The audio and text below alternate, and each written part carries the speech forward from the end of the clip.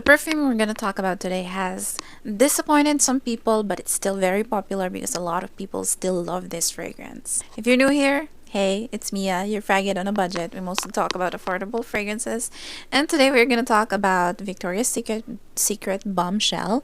I have three other alternatives that we're going to talk about today, but of course, let's start with the OG.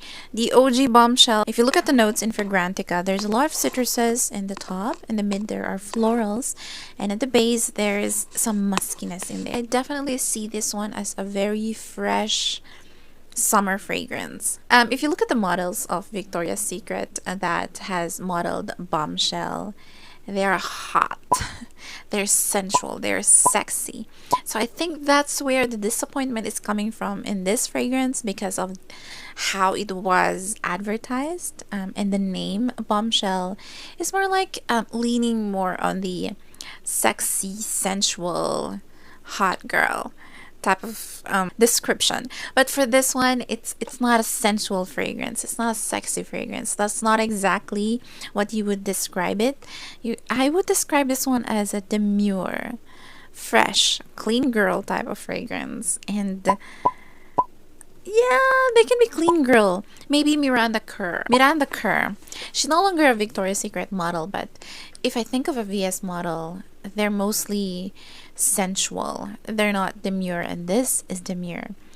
Popular dito sa Pilipinas. This is for someone na madaling mahilo sa pabango because this is very fresh.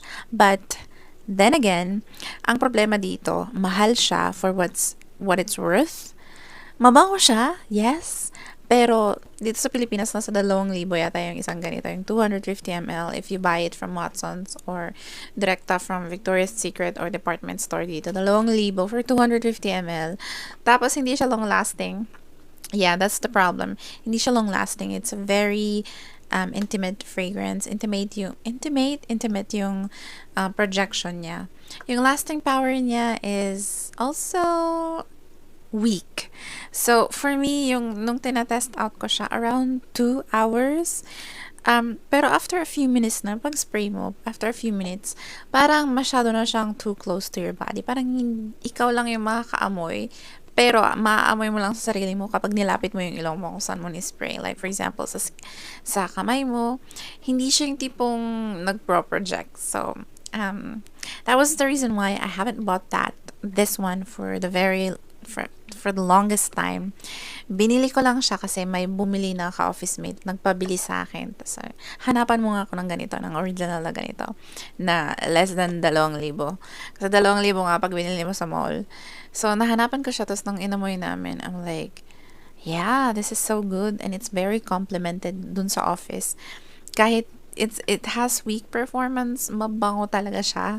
Yes, maraming bango-bango dito. May isang sabi, sharp daw ship-shipin. I'm like, So, ganun ka-intense yung reaction niya. Like, do you call that intense? Anyway, I have 3 dupes right here.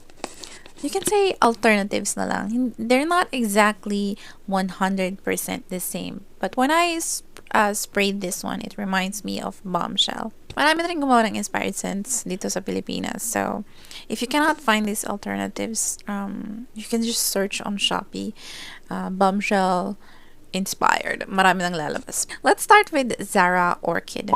This is so cute. This is just 30 ml, I believe. Medyo mas simple yung notes niya. Mas nag-focus siya sa florals kesa sa citrus sa opening niya. And it's a little bit more sharper, maybe because I think this is EDP. I'm not sure if this is EDP or EDT. Eau de parfum yata siya. So, mas malakas yung concentration niya sa bungad. Pero pagdating sa performance, parang halos parehas lang sila ng performance kay body mist. Usually, nag-expect tayo ng a little bit better performance than a body mist kasi mas marami yung fragrance oil concentration nila. But in this case, well, hindi naman kasi known si Zara sa lasting ng pabango nila. It's also not very projecting and you find yourself respraying maybe after 2 hours. Pero sa damit naman, may konting lasting power around 4 hours. Pero nga, intimate pa rin yung projection, yung sillage niya. I don't think it has a lot of sillage. Yung projection, it's very intimate lang. Intimate meaning hindi siya masyadong malawak yung projection niya. I can say around 95% similar. 90 to 95% similar. Let's move to this one. Guys, it's copying yung perfume bottle. Ito kasi, body mist to my perfume version siya. I'll put a picture right here. Si Smart Collection. This is an Arabic brand.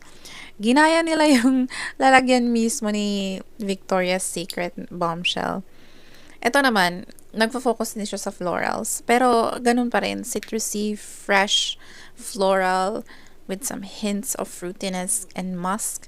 Hindi naman siya, I don't think this is powdery. Pero lahat sila, may sharpness ng alcohol sa opening. And ito yata yung pinaka-sharp yung opening niya. Yung pinaka-soft yung opening niya para sa akin, yung kay Zara.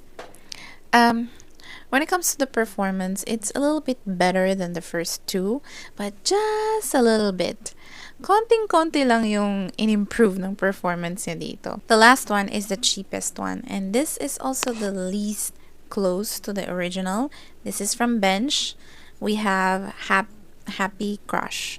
Surprisingly, ito yung nauna kong binili sa collection ko kasi may narinig ako na kaamoy daw ng Bombshell. And I was like, kung nakukuha ko yung scent ni Bombshell sa Bench na cologne, bakit pa ako bibili ng Bombshell?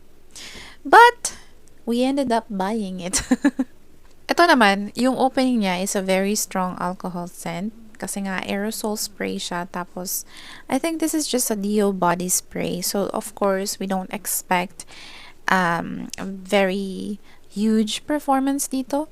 Yung bungad niya, it's very ma-alcohol. But, as it dries down, doon na yung lumalabas yung pagka-similar kay Bombshell. Pero yung opening niya, hindi. Hindi mo maiisip na Bombshell. Pero yung dry down niya, similar siya kay Bombshell. Maybe 70 to 80%. Depende sa'yo. Depende sa kung sino yung nag-aamoy. Tinanong ko si Chan, pinag-compare ko yung Orchid, yung Smart, tsaka yung Bombshell. Pare-parehas lang yung pang-amoy niya sa tatlong to. Nung nag-dry down na sila. Hindi ko siya pinaamoy na pagka-spray pa, paamoy ko sa kanya. So, pinaamoy ko siya from this hand and from this hand. Sabi niya, parehas lang, pero he prefers one over the other. He prefers the original. So, maybe he can detect some 90% similarity. Pero, for some reasons, he prefers the original. Mas maganda kasi yung blend niya. There's a little bit more complexity. I don't know if I'm explaining this one correctly. Pero mas maganda yung halo niya. Nothing too sharp, nothing too prominent. Parang maganda yung halo ng citrus, ng floral, tapos yung musk. There are other more notes, pero yun nga lang yung pinaka tumatatak sa akin. Kaysa yung iba, they're focusing more on the florals, yung Orchid and si Smart. But don't get me wrong, if wala kang pambili kay Bombshell, yung regular na Bombshell, this ones are also good. Pero si Zara kasi, parang halos kaparehas din ng price kay Bombshell, so why not just buy the original? Yung sa Smart Collection, hindi siya walang maraming stock nito. Kapag tumitingin ako sa Orange app, walang masyadong nagsastock nito kay Smart Collection. Kasi marami na nga gumagawa ng inspired scent ni Bombshell sa Orange app. If you have any suggestions pa kung ano yung mga close na scent kay Bombshell or better dupe than what I mentioned, I would love to know that in the comment section. If you're gonna ask me which one I prefer, it's the original and yung Zara Orchid. Although, I don't really want to keep a lot of Bombshell similar scents. So, I'm probably gonna let go of some of them and maybe keep one or two from this. Ang gusto ko kasi sa dalawang to, itong cute na lalagyan. Madali siyang ibag. Kasi nga, kailangan mong mag-respray dito. Pero kasi, gusto ko siya kahit na weak yung performance niya. Kasi hindi ako nahihilo sa kanya kahit ang init-init ng panahon.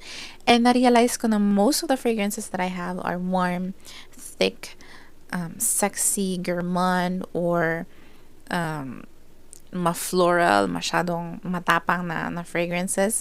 And they can be too much on a hot weather. So that's why I am trying to search for more fresh fragrances to add to my collection. Kasi nga pag tinitingnan mo yung collection ko, parang matapang sila pag ginamit mo sa mainit na panahon. And sometimes wala akong magamit kapag lalabas ako tapos mainit yung panahon kasi baka mahilo ako sa biyahe. Anyway, if you have learned a thing or two, please give me a thumbs up, and I'll see you in the next video. Bye!